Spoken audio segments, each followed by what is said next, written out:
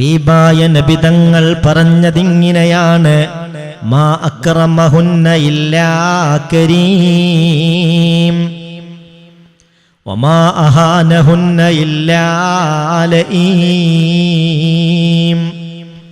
ഒരു മാന്യനല്ലാതെ പെണ്ണിനെ മാനിക്കാൻ കഴിയില്ല, ഒരു നിന്ദ്യനല്ലാതെ പെണ്ണിനെ നിന്ദിക്കാൻ കഴിയില്ലെന്ന് മഹാനായ മുത്ത് മുഹമ്മദ് മുസ്തഫ സല്ലല്ലാഹു അലൈഹി വസല്ലം.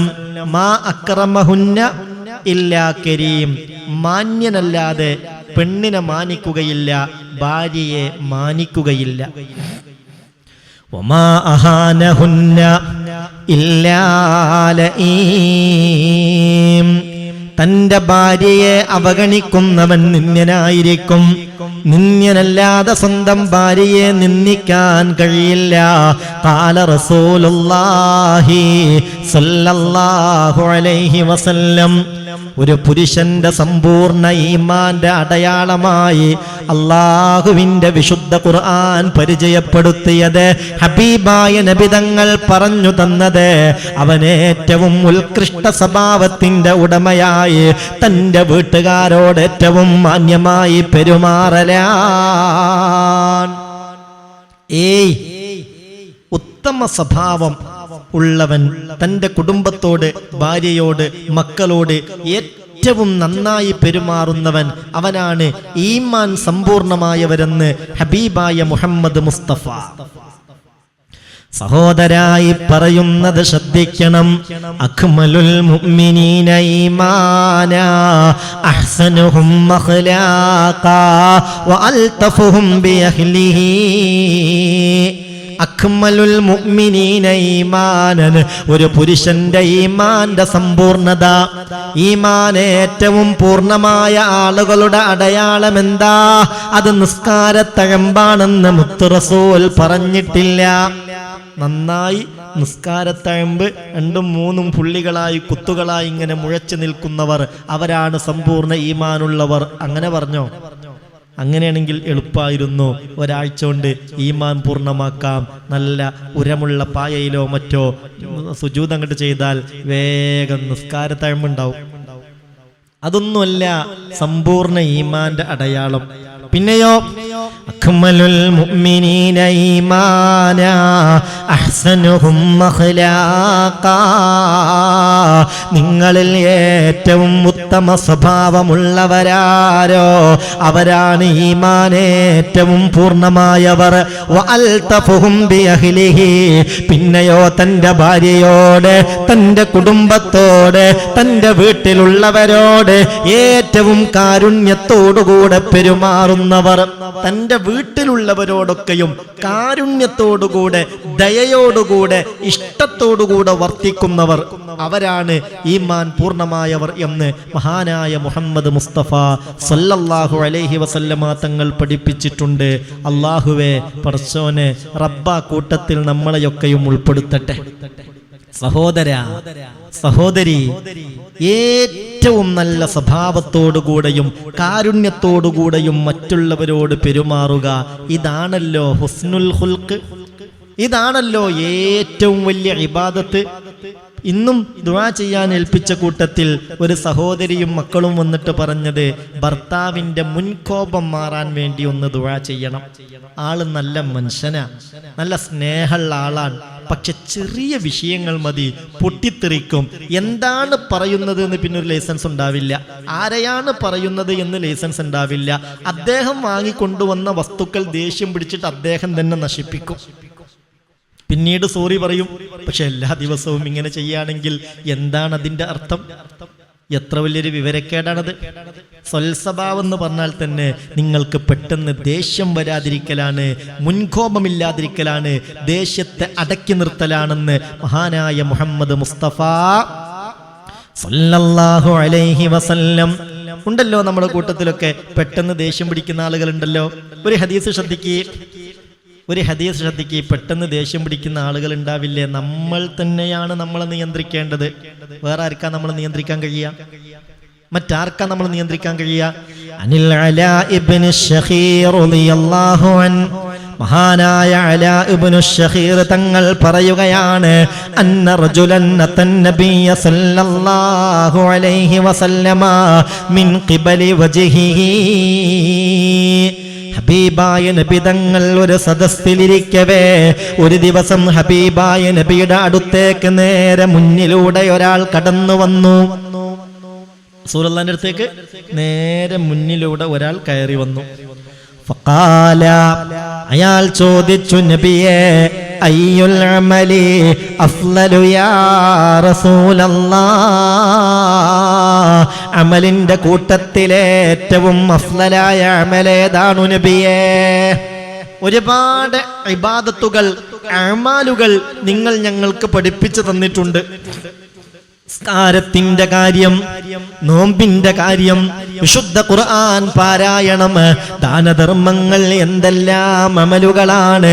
എന്നാൽ അയ്യുൽ അമലി അഫ്ളലു യാ റസൂലല്ലാഹ്, അമലിന്റെ കൂട്ടത്തിലെ ഏറ്റവും അഫ്ളലായ അമലേതാണു നബിയേ?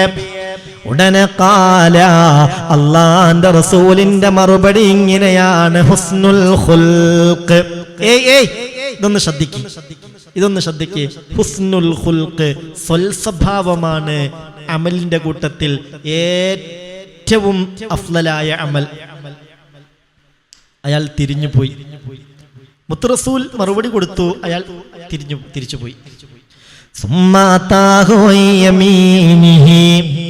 അല്പനേരം കഴിഞ്ഞപ്പോൾ ഈ മനുഷ്യൻ തന്നെ ആ മജ്ലിസിൽ നിന്ന് ഈ ചോദ്യം ചോദിച്ച് ഇറങ്ങിപ്പോയ ആ മനുഷ്യൻ തന്നെ ആ സദസ്സിന്റെ വലത് ഭാഗത്തിലൂടെ, ഹബീബായ നബി തങ്ങളുടെ വലത് ഭാഗത്തിലൂടെ റസൂലുള്ളാഹിന്റെ അടുത്തേക്ക് കയറി വന്നു.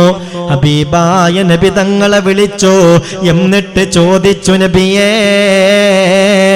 അയ്യുൽ അമലി അഫ്ളലു യാ റസൂലല്ലാഹ്, നബിയെ, നിങ്ങൾ ഒരുപാട് അമാലുകൾ ഞങ്ങൾക്ക് പഠിപ്പിച്ചു തന്നിട്ടുണ്ട്. ആ അമലിൽ ഏറ്റവും അഫ്ളലായ അമലേതാണു നബിയേ? ആദ്യം ചോദിച്ച അതേ ചോദ്യം തന്നെ. ഖാല, ഹബീബായ നബി തങ്ങൾ പറഞ്ഞു, ഹുസ്നുൽ ഖുൽഖ്, സ്വൽസ്വഭാവം. മനുഷ്യന്റെ സ്വഭാവം നന്നാവുക, മറ്റുള്ളവരോട് നല്ല നിലയ്ക്ക് പെരുമാറുക, മറ്റുള്ളവരെ കേൾക്കാനും അവരെ ഉൾക്കൊള്ളാനും അവരോട് നല്ല നിലയിൽ പെരുമാറാനും തയ്യാറാവുക. ഫൻസറഫ, ഇയാൾ തിരിച്ചുപോയി. കുറച്ചേരും കഴിഞ്ഞു. സഹോദര സഹോദരി ശ്രദ്ധിക്കണേ.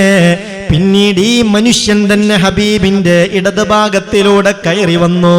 എന്നിട്ട് ചോദിച്ചു, നബിയേ, അയ്യുൽ അമലി അഫ്ളലു യാ റസൂലല്ലാഹ്, അമലിന്റെ കൂട്ടത്തിൽ അല്ലാഹുവിന്റെ അടുക്കൽ ഏറ്റവും അഫ്ളലായ അമലേതാണു നബിയേ? മൂന്നാമതും ചോദിക്കുന്നത് ഇതേ ചോദ്യം. നമുക്കിത് കേൾക്കുമ്പോൾ തന്നെ ദേഷ്യം പിടിക്കാൻ. ഇയാളോടല്ലേ 2 തവണ പറഞ്ഞത് അഫ്ളലുൽ അമാൽ, അമലിന്റെ കൂട്ടത്തിൽ ഏറ്റവും അഫ്ളലായ അമല് സ്വൽസ്വഭാവാണെന്ന്. ഇയാൾക്കല്ലേ 2 തവണ ഇപ്പോൾ റസൂലുള്ള പറഞ്ഞു കൊടുത്തത്?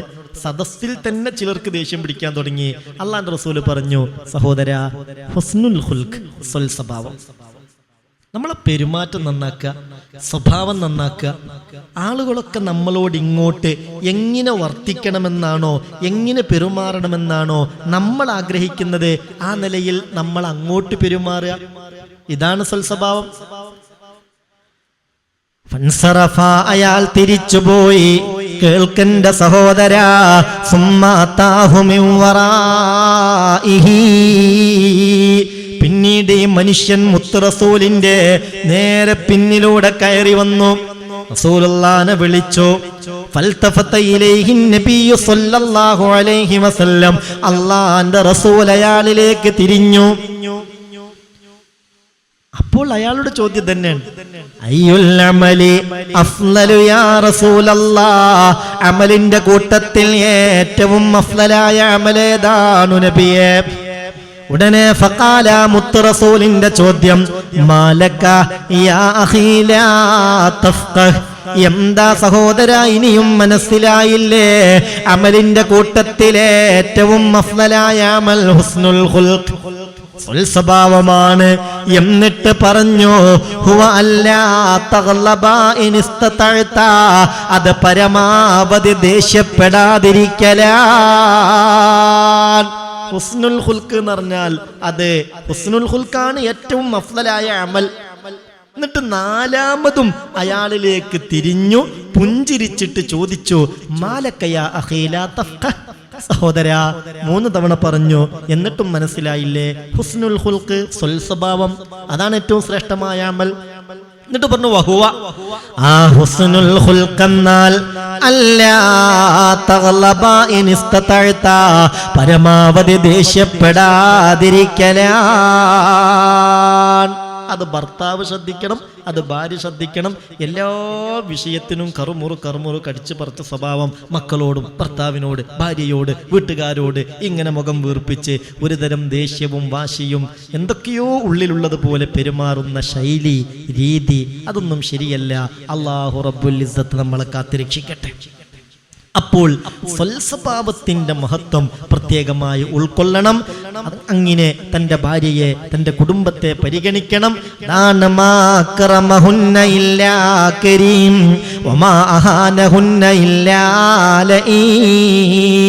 ഇതൊക്കെ മാന്യന് മാത്രമേ കഴിയൂ എന്ന് ഖാല റസൂലുള്ളാഹി സ്വല്ലല്ലാഹു അലൈഹി വസല്ലം.